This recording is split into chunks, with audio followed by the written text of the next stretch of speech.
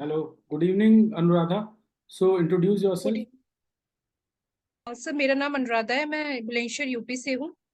मेरी स्कूलिंग मेरे गांव से हुई है। मेरी ग्रेजुएशन अलीगढ़ मुस्लिम यूनिवर्सिटी से हुई है। और सर मेरी masters history and sociology IGNOU से हुई है। और सर स्ट्रीट चाइल्ड एजुकेशन जसदोरसी एम्ब्रॉयडरी मेरी हॉबीज है। ओके। तो अनुराधा, आपने अलीगढ़ मुस्लिम यूनिवर्सिटी से पढ़ाई की है। Tell me about the founder of the AMU as well as his contribution to the freedom struggle and the socio economic development of that time. Yes sir. Sir Syed Ahmad Khan थे उसके founder main. Secondly sir उनका जो motive था वो था modern scientific education को promote करना। और सर 1875 में एंग्लो ओरिएंटल स्कूल के रूप में स्थापना की थी, जो कि 1920 में यूनिवर्सिटी बनी थी ये। सर सेकंड उन्होंने अलीगढ़ में एक scientific education society scientific society की स्थापना की थी। थर्ड सर उन्होंने जो रिवॉल्यूशन चलाया था जो माइनॉरिटी कम्युनिटी है उसके लिए कि इस कम्युनिटी के पीछे जो पिछड़ेपन का जो मेन कारण है वो है साइंटिफिक एजुकेशन ना होना, modern and scientific education. Okay, so आपने जो भी बताया उससे तो ये समझ में आता है कि he only had he had a very constructive role for the minority specially. अब ये बताइए कि उनकी कांग्रेस के साथ रिश्ते, ऐसा माना जाता है, बहुत अच्छे नहीं थे इंडियन नेशनल कांग्रेस के साथ। उसकी क्या वजह थी?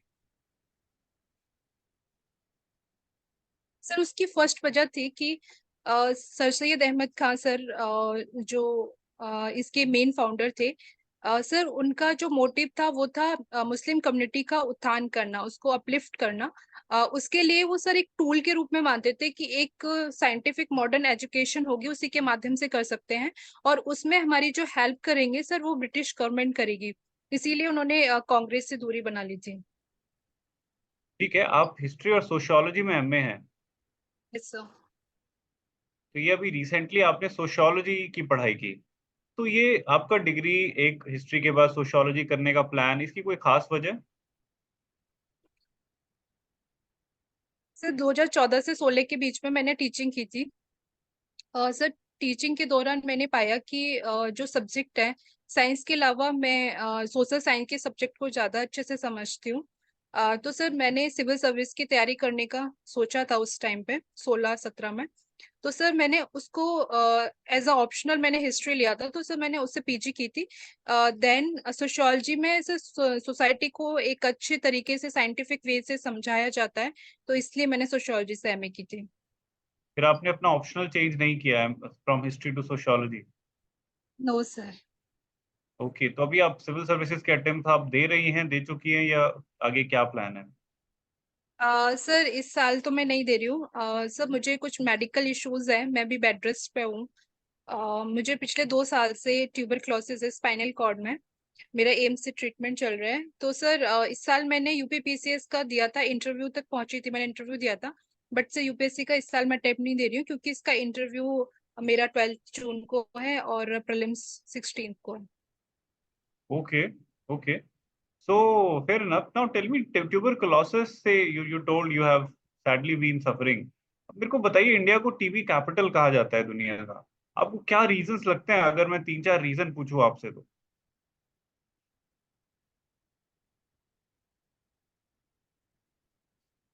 सर मुझे लगता है मैंने अपने डॉक्टर से बात की थी, तो उन्होंने जो मुझे बताया कि ट्यूबरक्लोसिस का माइको बैक्टीरियल जो होता है वो सबकी बॉडी में होता है, बायोलॉजिकली एग्जिस्ट करता है।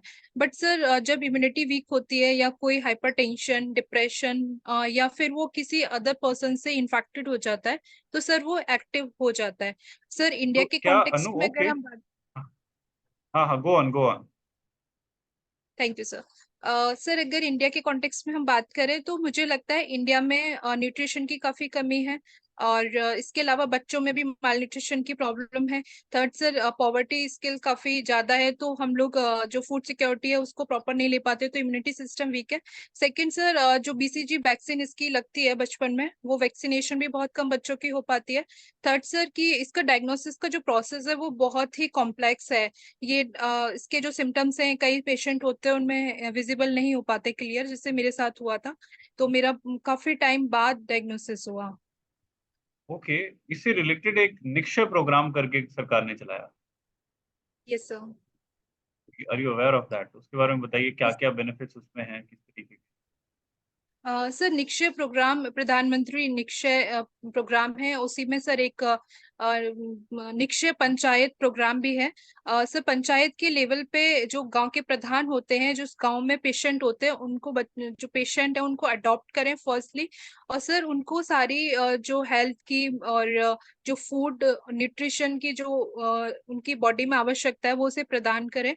और सर इस बीमारी के दौरान उनका फाइनेंशियली, मेंटली, इमोशनली सपोर्ट प्रदान करें, ये इसका मेन प्रोग्राम है।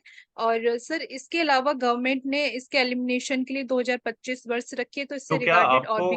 ओके फेयर इनफ, आपको क्या बेनिफिट मिला इसका, निक्षय प्रोग्राम का? सर मुझे नहीं मिला था, क्योंकि मेरी कंडीशन जिस टाइम पे डायग्नोसिस हुआ था बहुत ज्यादा खराब थी, तो मुझे इतना कॉन्शियस नहीं थी मैं कि इसका लाभ ले पाऊँ, तो सर मेरा एम्स से ओके ट्रीटमेंट चल रहा है। Okay, tell me about battle of Wandiwash. Yes sir. Sir battle of Wandiwash 1760 में हुआ था। सर प्रॉक्सी के रूप में इंडियाज की उसमें कुछ पावर को इंक्लूड किया गया था, बट सर उसमें ब्रिटिश और फ्रांस का था, जिसमें फ्रांस की हार हुई थी, ब्रिटिश की जीत हुई थी। उसी के बाद सर जो बक्सर का युद्ध हुआ था 64 में, 4 साल बाद, जिसमें ब्रिटिश को फुल एंड फाइनली रूप से इंडिया में एक सही मायने में जिसे बोलते हैं एक एस्टैब्लिशमेंट प्रॉपर मिल गया था। तो सर ठीक उसका है, जो तो अब हमारे रोल पास, था। फेयर इनफ अनु, हमारे पास 3 बैटल्स हैं, battle of Plassey, battle of Wandiwash and battle of Buxar, जो जिसका आपने भी जिक्र किया। अब इन तीनों में से हमें एक टर्निंग पॉइंट चूज करना है इन ब्रिटिश इंडियन हिस्ट्री, तो वो कौन सा होगा कि जिसको हम कहें कि this this will be consider the turning point? Sir Plassey. ऐसा क्यों? सर प्लासी एक ऐसा स्टार्टिंग पॉइंट था जब ब्रिटिश ने अपनी नींव रखी। सर वो नींव उन्होंने अपनी पावर के बलबूते पर नहीं रखी थी, उन्होंने सपोर्ट तो इंडियंस का ही लिया था, बट सर स्टार्टिंग वहीं से हुई थी, और वहीं से सर मॉडर्न इंडिया की स्टार्टिंग मानी जाती है, जितने हमारे मोस्ट ऑफ द हिस्टोरियन है वो मानते हैं। ठीक है, अब आपने इतने डाइवर्स फील्ड्स के बारे में जानकारी है आपको, अपनी इस पूरी नॉलेज का आपको लगता है आप एपीएफसी की जॉब प्रोफाइल में कुछ सार्थक प्रयोग कर पाएंगे? अगर हाँ, तो वो कौन कौन से एरियाज होंगे जहां आपको लगता है कि आप अपनी इस डाइवर्स नॉलेज को यूज कर पाएंगे? सर ईपीएफओ का जो नेचर है वो सोशल सिक्योरिटी प्रोवाइड कराने के लिए है।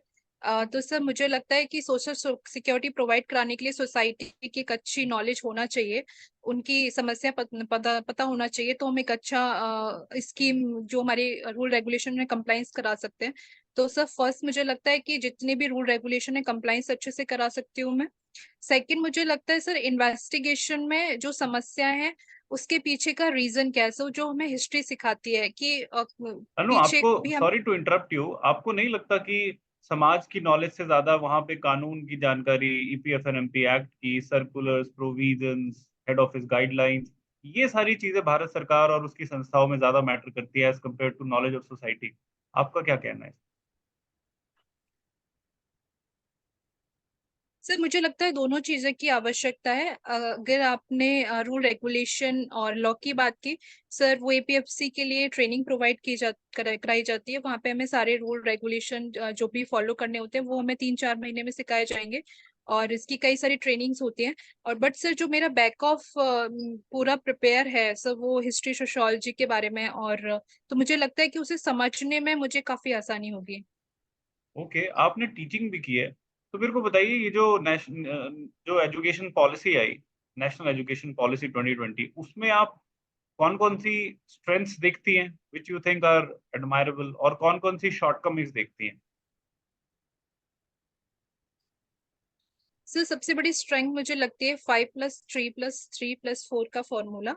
क्योंकि प्लस जो 5 का फॉर्मूला है वो अर्ली जो चाइल्ड है वहां से स्टार्टिंग होती है, क्योंकि सर बच्चे इतने छोटे होते हैं, उन्हें खेलने में अच्छा लगता है, तो सर वो स्कूल इसलिए नहीं जाना चाहते कि उन्हें वहां पे खेलने नहीं मिलता। तो सर वहां पे जो स्कूल में उन्हें जो माहौल मिलता है प्लेवे का, वो मुझे लगता है काफी अच्छा गवर्नमेंट ने लिया, 3 साल से स्टार्टिंग कर दी है जो पहले आईसीडीएस में थी। और सर इसके अलावा जो उन्होंने काफी साइंटिफिक एजुकेशन बनाया है कि बच्चा साइंस के साथ आर्ट के सब्जेक्ट भी ठीक ले है, सकते हैं। ये एक एस्पेक्ट हो गया, और कोई बताइए जो आपको स्ट्रेंथ या वीकनेस जो अच्छी लगे या बुरी लगे। सर इसकी स्ट्रेंथ है कि टीचर्स की ट्रेनिंग पे काफी फोकस किया गया है। इसके अलावा इसमें जो विमेन्स हैं वहाँ पे स्ट्रक्चर उनका पूरा विमेन्स ओरिएंटेड होना चाहिए, प्रॉपर सैनिटेशन की फैसिलिटी, ड्रिंकिंग वाटर की, ये सारी चीजें। सर वीक पॉइंट मुझे थोड़ा सा ये लगता है कि अभी सर टीचर्स इतने ट्रेन नहीं है न्यू एजुकेशन पॉलिसी के लिए, और इंडिया का जो इंफ्रास्ट्रक्चर है ग्राउंड लेवल पे वो सर काफी वीक है। फॉर एग्जाम्पल कि जहाँ मैंने टीचिंग की थी सर, वहां पे अगर इंफ्रास्ट्रक्चर देखा जाए तो बहुत ही पुअर इंफ्रास्ट्रक्चर था, इसके लिए बच्चों की जो अटेंडेंस थी काफी कम थी। Okay, okay great. मेरा आखिरी प्रश्न आपसे होगा, मिनिस्ट्री ऑफ लेबर में ईपीएफओ एक संस्था है, और बताइए मिनिस्ट्री ऑफ लेबर में कौन कौन सी संस्थाएं, डिपार्टमेंट्स आती हैं।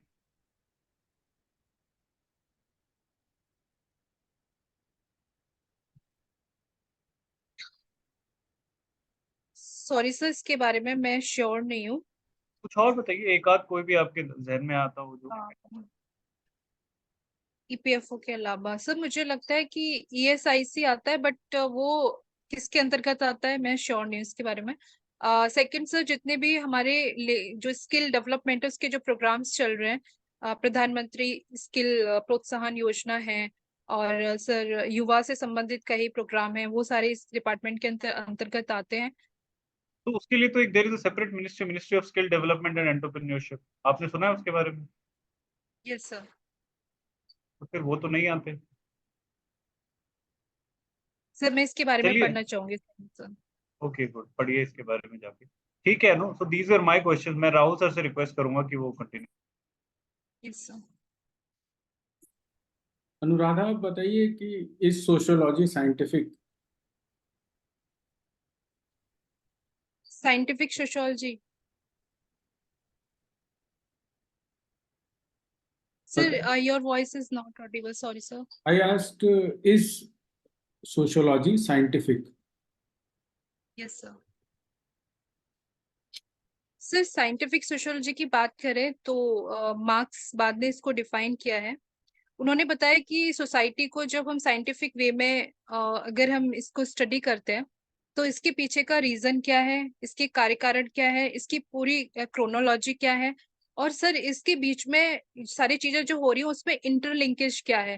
फॉर एग्जाम्पल कि अगर हम बात करें कि सेल्फ एलिनेशन हो रहा है, तो सेल्फ एलिनेशन क्यों हो रहा है, इसके पीछे इंडस्ट्री का क्या रीजन है, एम्प्लॉयर का क्या रीजन है, एम्प्लॉयज का क्या है, सर ये सारे factors. Recently, the results of elections have been declared. So I was seeing the news. Don't you think India is still obsessed with caste? Caste system, yes sir. Sir caste system एक historically हमारी India में exist करता है। Sir अगर हम ancient India की बात करते हैं तो सर कास्ट सिस्टम को एक वर्ग विभाजन के रूप में देखा गया था, और फिर सर उसमें कई उसके लिए शुद्धि आंदोलन भी चले थे और धर्म सुधार आंदोलन भी हुए। फिर मेडिवल में अगर हम देखते हैं सर तो वहां भी हमें दिखता है, मॉडर्न इंडिया में हमें दिखता है, बट इसके अगेंस्ट में सर काफी रेनेसा भी हुआ था इंडिया में। फॉर एग्जाम्पल राजा राम मोहन राय, ईश्वर चंद्र विद्यासागर जैसे लोगों ने काफी इसके विरुद्ध आवाज उठाई थी। तो सर इसका जो मुझे फैक्टर नजर आते हैं, मेन तो इसका हिस्टोरिकल है, सेकंड है सर कि जो कास्ट का जो बनाई गई थी वो अच्छे उद्देश्य के लिए बनाई गई थी, बट इसका मिसयूज हो रहा है, मुझे ऐसा लगता है। अच्छा उद्देश्य कास्ट के पीछे क्या हो सकता है आपके हिसाब से? सर मुझे लगता है वर्ग समन्वय के लिए, ताकि लोगों में कोई कॉन्फ्लिक्ट ना हो, पूरे वर्ग में सबका अपना जो एरिया है वो डिफाइन हो, वर्किंग एरिया, सोशल एरिया, ताकि कुछ भी कॉन्फ्लिक्ट ना हो या कोई भी वर्ग संघर्ष ना हो। ओके। अभी रिसेंटली एक प्रपोजल फ्लोट हो रहा था कि विमेन की जो मैरिज की एज है विच इज 18 ईयर्स प्रेजेंटली, इसको बढ़ा करके 21 ईयर्स की जाए, जो कि मेल की भी होती है। तो आपको क्या लगता है, is this a good decision और बैड डिसीजन?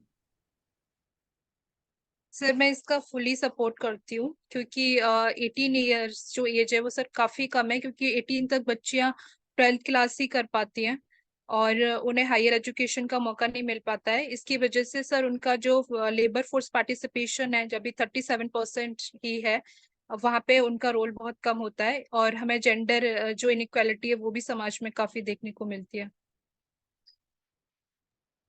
ओके। तो आपको क्या लगता है कि ऐसा जब ये रूल लागू किया गया था, तो ऐसा क्यों किया गया कि मेल के लिए 21 और फीमेल के लिए 18?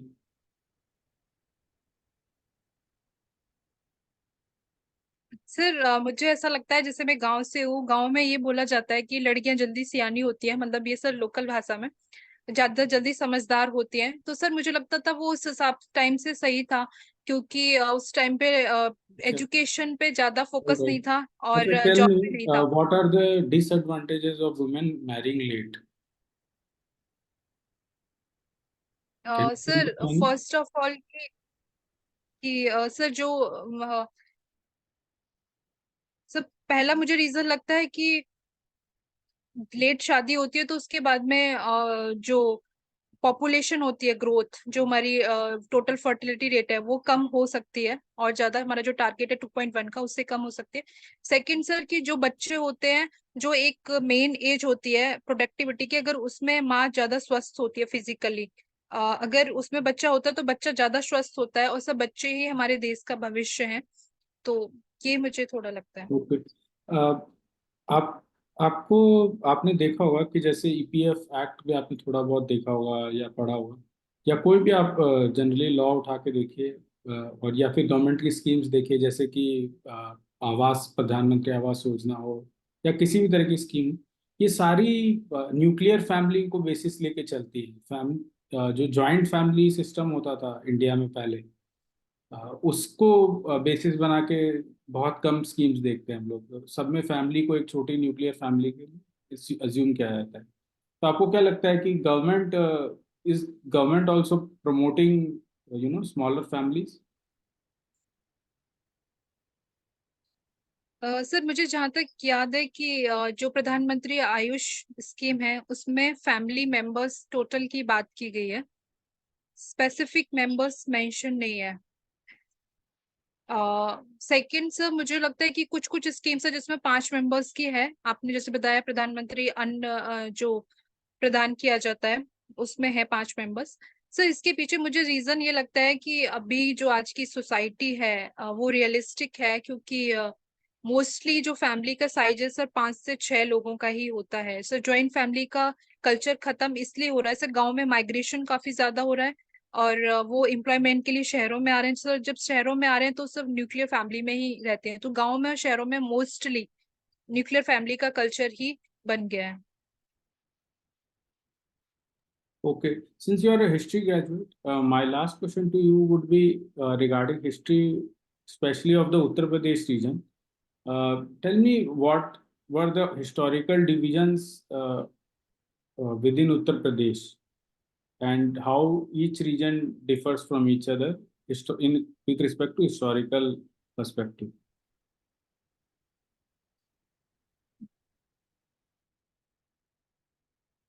सर अगर हम एनसीडी स्टार्टिंग करते हैं तो महाजनपद काल था, उसमें सर 8 महाजनपद थे यूपी से।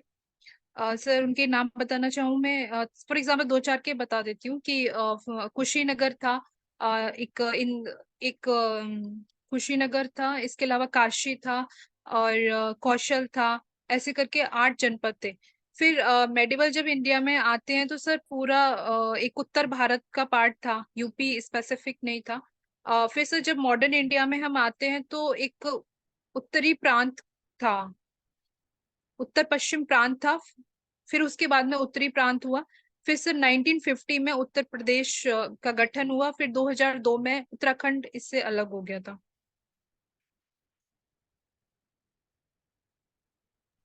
All right, Anuradha. So your formal mock is now over. We'll start with the feedback. I request Dr.